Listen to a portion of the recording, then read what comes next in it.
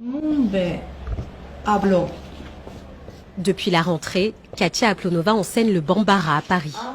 Elle n'a pas appris la langue en Afrique, mais sur les bancs de l'université en Russie. J'aime bien le bambara et j'aime cet échange.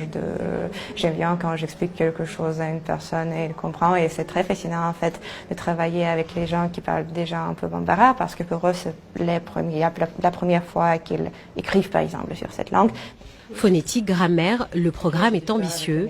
L'enseignante de 23 ans guide ses élèves pas à pas. Est-ce que c'est ouvert ou c'est fermé? Oui, c'est fermé, très bien.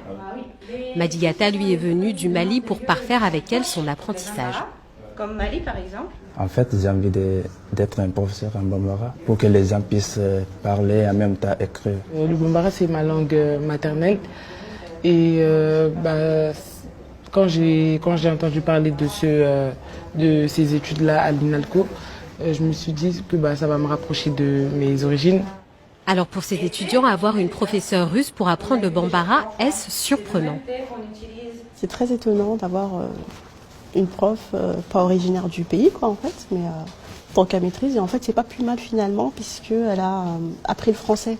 Du coup, c'est plus facile pour nous en tant que Français que si c'était quelqu'un du pays qui, par exemple, ne pourrait pas comprendre la différence avec le français où nous, on réfléchit d'une autre manière.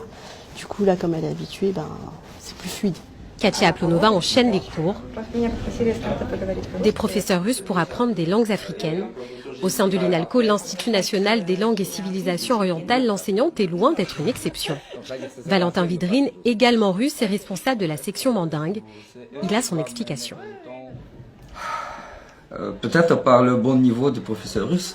J'ai l'impression que l'intérêt vers l'Afrique en France se baisse ou, je ne sais pas, peut-être il y a quelques changements structurels de notre genre qui intervient, mais ça se baisse. Et à contrario, en Russie, ce serait différent ou pas? C'est plus ou moins constant.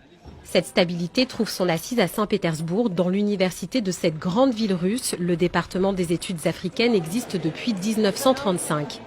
Et aujourd'hui, à l'INALCO, 5 chercheurs russes viennent de cet établissement.